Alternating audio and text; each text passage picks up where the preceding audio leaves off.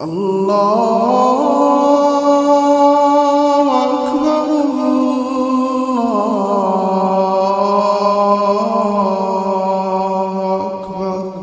औज़ुबिल्लाहिमिनश्शैतानिर्रजीम बिस्मिल्लाहिर्रहमानिर्रहीम अस्सलामु अलैकुम वरहमतुल्लाहि वबरकातुहू। मोहतरम सामईन, आज चंद गुजारिशात मैं आप लोगों के सामने रखूँगा। मेरा आज का जो टॉपिक है ये बहुत इम्पॉर्टेंट है। यकीन जाने कि हमारे पास जो मरीज़ आते हैं उनमें से तकरीबन 60% से 70% मरीज़ ऐसे आते हैं जिनको आशिक जिन्नात के मसाइल का शिकार होते हैं, और सबसे क्रिटिकल और वाइटल इशू यही है, और इसी को डील करना सबसे मुश्किल है। नज़र बद भी उतर जाती है, जादू भी अल्लाह के फजल से पढ़ाई हो उतर जाता है, ठीक हो जाता है बंदा, लेकिन आशिक जिन वाला जो मामला है ये बड़ा पेचीदा है, बड़ा कॉम्प्लिकेटेड है। इसके साथ निपटना बड़ा मुश्किल भी है और बड़ा आसान भी है। आसान इस तरह है कि मेरे भाई इनसे परहेज़ करें। सबसे पहले आप अपने अज़कार के अंदर रहें, जो अल्लाह के नबी ने हमें चीज़ें बताई हैं उनके ऊपर अमल करें। मैं आज के इस टॉपिक के कुछ 3 इनके मैं बनाऊंगा सेगमेंट। एक तो इसकी अलामात के बारे में सबसे पहले आपको बताऊंगा, फिर इनकी वजूहात के बारे में बताऊंगा, फिर इसके नुकसानात के बारे में बताऊंगा, और इसका इलाज भी साथ ही आपको इसके बारे में आखिर में बता दिया जाएगा। मेरे भाई, जो आशिक जिनके साथ आशिक जिन का मसला होता है, इनकी अलामात क्या होती हैं ये ज़रा नोट कर लें। औरतों के साथ भी ये मसाइल होते हैं और मर्दों के साथ भी होते हैं। ये नहीं कि सिर्फ औरतों के साथ होते हैं, मर्दों के साथ भी बहुत ज़्यादा होते हैं। आशिक जिन का जो मरीज़ होता है ना, इसका ब्लड प्रेशर लो रहता है। ब्लड प्रेशर अक्सर इसका लो रहता है, जिसके साथ आशिक जिन का मसला होगा। फिर इसको जो औरत के अंदर चीज़ें होती हैं, छुपी होती है चीज़, औरतों के अंदर है या मर्दों के अंदर है, तो ये उनको शादी से भी रोकने की कोशिश करते हैं। यानी कि जब भी वो शादी का इरादा करेंगे या शादी का बातचीत शुरू होगी तो उसके अंदर कोई ना कोई हर्डल, कोई ना कोई रुकावट आनी शुरू हो जाएगी, कोई ना कोई बंदिश आनी शुरू हो जाएगी, कोई ना कोई मामला उनका ना ख़राब होना शुरू हो जाएगा। हत्ता कि ऐसे ऐसे केसेस आते हैं कि बातचीत होकर ओके करके चले जाते हैं, फिर शादी वाले दिन मसाइल खड़े हो जाते हैं और जिन हाज़िर होकर ना करवा देते हैं मरीज़ के अंदर। फिर इसी तरह जिन औरतों के साथ ये मामलात होते हैं या मर्दों के साथ ये मामलात होते हैं, उनको शहवत बहुत आती है, और रात को ख्वाब के अंदर वो अक्सर किसी ना किसी, अगर औरत के साथ है वो किसी मर्द के साथ हम बिस्तरी कर रही होती है, अगर किसी मर्द के साथ वो किसी औरत के साथ हम बिस्तरी कर रहा होता है। ये मामला भी होता है, ये भी आशिक जिन की एक निशानी है, इसको भी आप नोट कर लें। फिर इसी तरह जिन औरतों के साथ ये मामलात होते हैं वो अक्सर औकात बन ठन के रहती हैं, बड़ा लिपस्टिक लगा के, खुशबू लगा के, और शीशे के आगे बहुत ज़्यादा आती हैं, शीशों के सामने खड़ा होकर अपने आप को बनने ठनने का, और लोगों के साथ दूसरी उनके अंदर एक ये होती है उस असर की वजह से, उस जिन की असर की वजह से कि वो मर्दों से बात बहुत करती हैं, मर्दों की तरफ माइल होती हैं, लोगों की तरफ माइल होती हैं। फिर इसी तरह ख्वाब के अंदर अपनी शादी होती देखती हैं बार बार, मर्द हो या औरत हो, वो अपनी शादी को बार बार देखेंगे। ख्वाब के अंदर इनको बिल्लियाँ बहुत नज़र आएंगी, शहवत बहुत आती है, जिनसी ख्वाहिशात इनके अंदर बहुत ज़्यादा उनकी वो बढ़ जाती है, शहवत बढ़ जाती है उसकी। अच्छा, इसके अंदर यहाँ पे एक और मैं आपको ये बताता हूँ कि यहाँ पे जिन औरतों के साथ, बेचारियों के साथ ये मसला होता है आशिक जिन का, उनके जिस्मों के ऊपर धब्बे बन जाते हैं, निशान बन जाते हैं, उनको टॉर्चर करते हैं, उनको यानी कि ये समझ लें कि ये उनको परेशान करते हैं। उनके ऊपर ये ऐसे निशानात, सोजिश हो जाती है, स्वेलिंग हो जाती है, उनके ऊपर धब्बे बने होते हैं जिन औरतों के साथ ये मसला होता है। फिर मेरे पास एक रिसेंटली केस आया, उस औरत के साथ, बेचारी के साथ भी यही मसला था, और उसको तो बेचारी को ऐसे लगता था जैसे कोई बंदा कोई चीज़ उसके साथ ज़ना कर रही है, और उसको वो महसूस होता था कि वो उसके साथ बदफेली कर रही है, और उसको ये बाकायदा तौर पे महसूस होता है। फिर मैंने उसको बताया, तरीका भी बताया कि ये आप पढ़ा करें जब आपको ऐसे महसूस हो। तो असल ये देख लें कि यहाँ तक ये चीज़ें इफ़ेक्ट करती हैं जब ये हो जाती हैं। फिर इसके बाद ख्वाब के अंदर हम बिस्तरी, शहवत का बहुत ज़्यादा आना, इसी तरह फिर इसके ऊपर इंसान के जिस्म के ऊपर धब्बे बन जाना। फिर ये तो मामला थे एक गैर शादीशुदा औरतों के। अब जो शादीशुदा औरतें होती हैं, उन बेचारियों के साथ क्या होता है, उनके अंदर एक इसका सिम्टम ये होता है कि उनके अंदर ये होते हैं लेकिन शो ऑफ नहीं करते, अपने आप को जाहिर नहीं करते, अंदर छुपे रहते हैं, लेकिन अंदर रह के बीमारी देते हैं। कभी उनको सर दर्द रहेगा, कभी उनकी कमर में दर्द शुरू हो जाएगा, कभी टांगों में दर्द शुरू हो जाएगा, फिर एकदम उनको बगैर किसी वजह के गुस्सा आना शुरू हो जाएगा। मतलब ऐसे मामलात भी होते हैं, भूख एकदम लगनी शुरू हो जाएगी, फिर भूख लगी होगी तो एकदम भूख ख़त्म हो जाएगी। ऐसे मामलात भी, ये सारे इसी के सिम्टम्स हैं जिन औरतों के साथ ये मसला होता है, शादीशुदा औरतों के साथ। अच्छा, अब ये वजह क्या बनती है? ये तो चलें अलामात थी, ये अलामात आपके नॉलेज में आ गई कि अगर आपके साथ ये अलामात हैं तो आप उसी वक्त इसका इलाज शुरू कर दें। इलाज के बारे में भी इंशाल्लाह आपको मैं बताता हूँ आगे चल के। अब इसकी वजूहात क्या होती हैं, किस वजह से ये हमारे ऊपर ये हावी होता है, ये मामलात होते हैं। सबसे बड़ी वजह ये होती है कि हम बेनमाजी होते हैं या नमाज नहीं पढ़ रहे होते। अगर नमाज पढ़ रहे होते हैं तो हम सुबह शाम के ज़िकार नहीं करते, अपने आप को सिक्योर नहीं करते, अपने गिर्द हिसार नहीं बनाते, क्योंकि सुबह शाम के ज़िकार हमारा हिसार है, वो हमें इन शयातीन से बचाते हैं। जैसे ज़िंदा रहने के लिए खाने की ज़रूरत है, ऑक्सीजन की ज़रूरत है, पानी की ज़रूरत है, इसी तरह शैतान के शर से बचने के लिए हमें 5 वक्त की नमाज प्लस सुबह शाम के अज़कार की ज़रूरत है, ताकि हम इनके शर से बचें, इनके अटैक से बचें। ये हमारा सबसे बड़ा दुश्मन है, और दुश्मन भी ऐसा जो नज़र नहीं आता, छुप के वार करता है। तो मेरे भाई ये अज़कार की पाबंदी करें। एक वजह यह है कि अज़कार नहीं किए जाते। फिर हमारी माएँ बहनें जब घरों से बाहर निकलती हैं तो बेपर्दा होकर निकलती हैं, बेपर्दा होकर निकलती हैं, प्लस मेकअप करके निकलती हैं, खुशबू लगा के निकलती हैं, जिससे ये चीज़ें अट्रैक्ट करती हैं। बाहर के लोग अल्लाह ताला की नाराज़गी का बायस बनते हैं, तो ये भी एक वजह बनती है।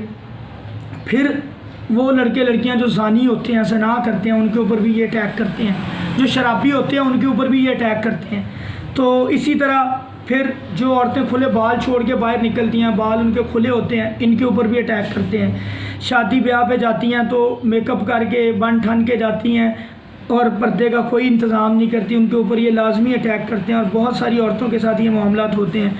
इसी तरह जब घर से बाहर निकलते तो घर से बाहर निकलने की दुआ नहीं पढ़ते, तब ये अटैक करते हैं। तो मेरे भाई ये कुछ ऐसे मामलात हैं जिनकी तरफ मैंने आपकी तवज्जो दिलाई है कि ये वजूहात बनती हैं इनकी। अगर इन वजूहात के ऊपर हम कंट्रोल करें तो अल्लाह के फजल से इनसे बच सकते हैं।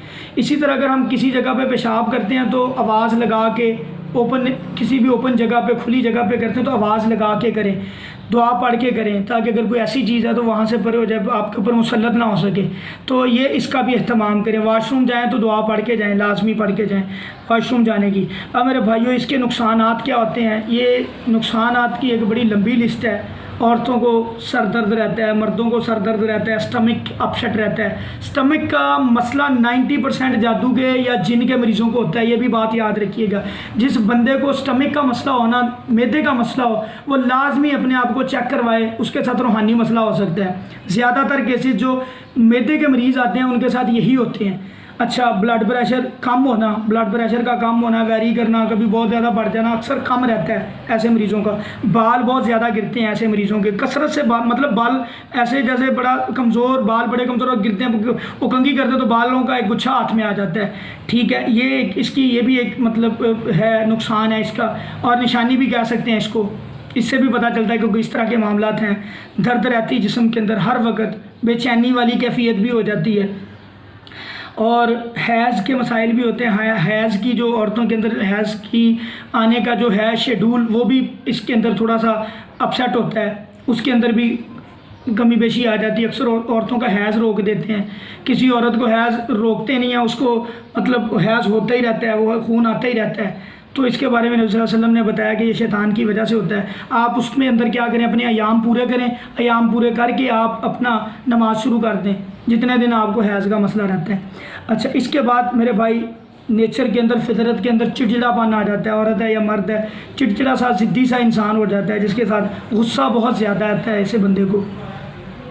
और जिन मियाँ बीवी के अंदर ये मामलात होते हैं, उन ऐसे मसाइल हमारे सामने आए हैं, उनके खामद के मामलात के अंदर रुकावटें डालते हैं ये, ताकि इनकी आपस में चपकलिश हो, झगड़ा हो और नौबत तलाक तक आए और ये अपने खामद को छोड़ दे। यहाँ पे भी अपना पोजेसिवनेस शो करते हैं शयातीन जो हैं, खामद के काम कारोबार को रोकते हैं, ख़राब करते हैं, झगड़ा डाली रखते हैं फजूल किस्म की छोटी छोटी बातों के ऊपर। इन चीज़ों को भी नोट करें। अगर ये मामलात हैं तो ये जादू, ये जिन का मसला हो सकता है। है आशिक जिन का। अच्छा मेरे भाई, तलाक तक नौबत आ जाती है इनकी वजह से, तो इसलिए इसके अंदर बिल्कुल भी इसको ईजी ना लें, इसका फ़ौरन इलाज करें अगर ये सारा कुछ आपका एग्जिस्ट करता है। अच्छा अब इलाज की तरफ हम आते हैं, जिसके ऊपर बहुत सारे मौलवीन ने इसके ऊपर जिन जादू के ऊपर वीडियोस तो बड़ी बनाई, लेकिन इलाज के ऊपर बड़ी कम बात करते हैं। मेरे भाई इसका इलाज ही सबसे मुश्किल काम है, सबसे मुश्किल काम जिन आशिक जिन का इलाज करना है। बाज़ औक़ात बड़ा आसान होता है, जब जिन कमज़ोर हो तो बड़े आसानी के साथ वो निकल जाता है, थोड़ी सी पढ़ाई। जब जिन ताकतवर हो, बाज़ औक़ात ऐसा होता है कि जादूगर जिन खुद सामने बैठा होता है जो औरत के ऊपर अटैक करता है। हमारे पास कई ऐसे केसेस आ चुके हैं। तो मेरे भाई ऐसे मामलात के अंदर क्या करना है, ये बेसिकली एक मुजर्रब पढ़ाई है। ये कोई ये नहीं कि ये बता दी वाकई इसी से इलाज होगा। यहाँ पे आपने एक्सपेरिमेंट करना है।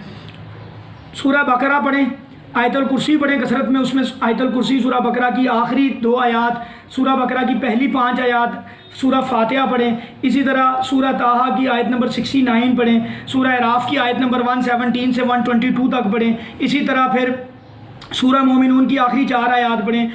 इसी तरह सूरह हशर की आखिरी 3 आयात कसरत से पढ़ें ऐसे मरीज़ के ऊपर। सूरह यूसुफ पढ़ें और सूरह नूर की आयत नंबर गालिबन 2 और 19 इसको पढ़ें कसरत से ऐसे मरीज़ के ऊपर।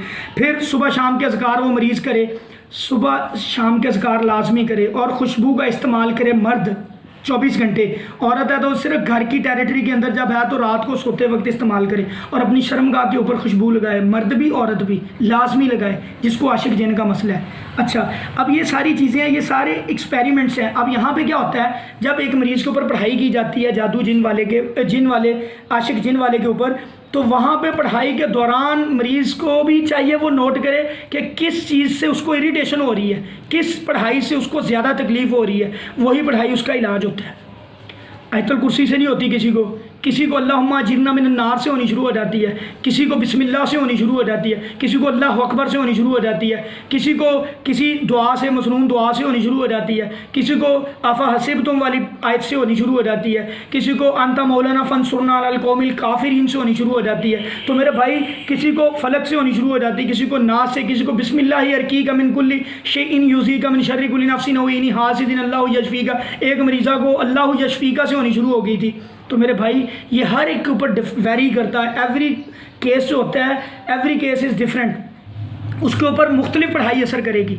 तो उसके ऊपर आपने एक्सपेरिमेंट करना होता है। लेकिन ये चीज़ें मैंने कुछ बता दी हैं, लेकिन इस बात को आपने ज़हन में रखना कि ये पढ़ाई के दौरान मौलिज को भी चाहिए वो नोट करे, पूछे मरीज़ से कि आपको इरिटेशन, आपको तकलीफ़ किस वजह से, किस चीज़ से हो रही, फिर उसी की रेपिटेशन करें, इंशाल्लाह उसी से वो कमज़ोर होगा और भागेगा इंशाल्लाह। तो मेरे भाई अज़ाब की आयात पढ़ें ऐसे जानवरों, ऐसे इनके ऊपर जिन्नात के ऊपर जो हाजिर हो जाते हैं उनके ऊपर, फिर अज़ाब वाली आयात पढ़ें, इंशाल्लाह उससे कमज़ोर होते हैं, भाग जाते हैं।